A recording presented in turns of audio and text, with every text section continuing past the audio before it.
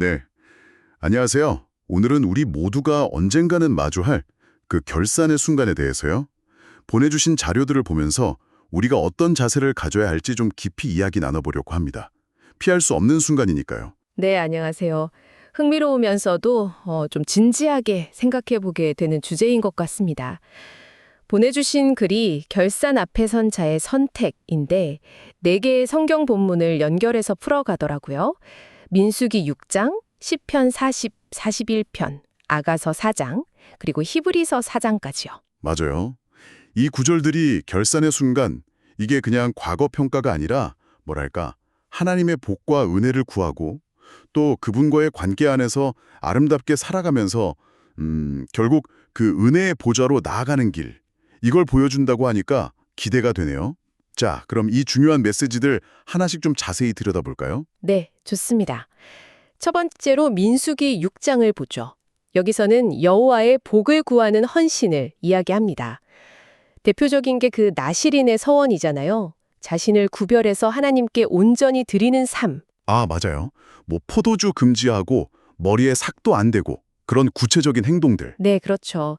삶의 어떤 부분을 의식적으로 하나님께 드리는 행위죠. 그러니까 이 자료에 따르면 결산을 준비하는 첫걸음은 세상적인 성공이나 뭐 가진 게 얼마나 되냐 이런 게 아니라 하나님께 집중하고 그분의 복을 사모하는 태도, 바로 그 헌신이라는 거군요. 민수기 6장 뒷부분의 축복 선언처럼요. 맞습니다. 그런데 그 헌신만으로는 좀 부족하다고 보는 걸까요? 자료가 바로 시편 40편 41편으로 넘어가더라고요.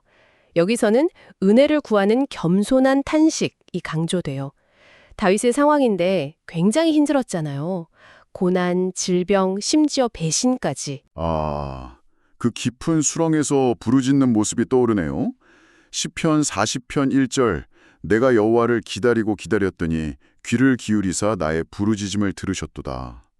결국 우리가 아무리 헌신하려고 해도 살다 보면 어려운 일이 닥치고 그럴 때 내 연약함, 내 죄를 그냥 솔직하게 인정하고 정말 하나님의 도우심, 그 은혜 아니면 안 됩니다 하고 매달리는 거. 그런 겸손함이 꼭 필요하다. 뭐 이런 메시지 같아요. 우리의 결산이 행위가 아닌 은혜에 달렸다는 고백이기도 하고요. 네, 정확한 통찰이십니다. 그 헌신과 겸손, 약간은 좀 무거운 주제 다음에 자료는 아가서 4장으로 분위기를 확 바꿔요.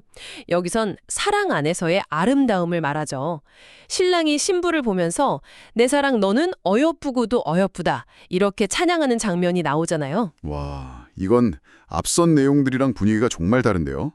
이 아름다움이 결산하고 어떻게 연결되는 거죠? 자료는 이걸 그리스도께서 교회를 보시는 시선으로 해석하더라고요.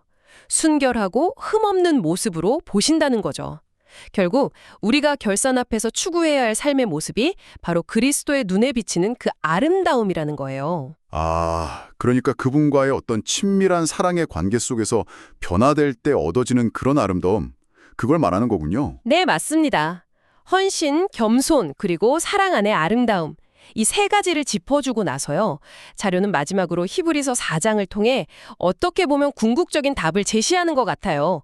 바로 은혜의 보좌로 담대히 나아감. 아, 히브리서 4장 16절 말씀 딱 그거네요. 그러므로 우리는 긍휼하심을 받고 때를 따라 돕는 은혜를 얻기 위하여 은혜의 보좌 앞에 담대히 나아갈 것이니라. 결국 우리가 아무리 헌신하고 또 겸손히 은혜를 구하고 아름다워지려고 애써도 사실 부족함 투성이잖아요. 그런데 이 자료는 괜찮다. 우리에게 대제사장 예수님이 되시니까 그분을 통해서 얻는 담대함으로 나아가면 된다. 이렇게 길을 열어주는 셈이네요. 바로 그겁니다. 정리를 좀 해보면 이 자료들이 결산을 앞두고 네 가지를 딱 제시하는 거예요. 첫째, 민수기를 통해서는 하나님께 헌신하고 그분의 복을 구해라. 둘째, 시편에서는 내 약함을 인정하고 겸손하게 은혜를 구해라. 셋째, 아가서처럼 그리스도의 사랑 안에서 아름다움을 추구해라. 그리고 마지막, 히브리서. 이 모든 걸 가능케 하는 예수님 덕분에 얻는 담대함으로 은혜의 보좌로 나아가라. 이거죠. 와, 듣고 보니 그러네요. 결국 삶의 결산이라는 게 그냥 두렵고 딸리는 심판의 자리만이 아니라 오히려 하나님의 그 사랑하고 은혜가 더 절실히 필요하고 또 그걸 경험할 수 있는 기회의 장이 될 수도 있겠다. 예수님을 통해 얻는 그 담대함, 이게 정말 핵심 열쇠 같네요.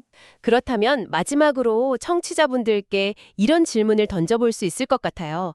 오늘 우리가 나눈 이야기처럼 혹시 지금 겪고 있는 어려움들을 그냥 힘들다, 견뎌야 한다 이렇게만 보지 않고요.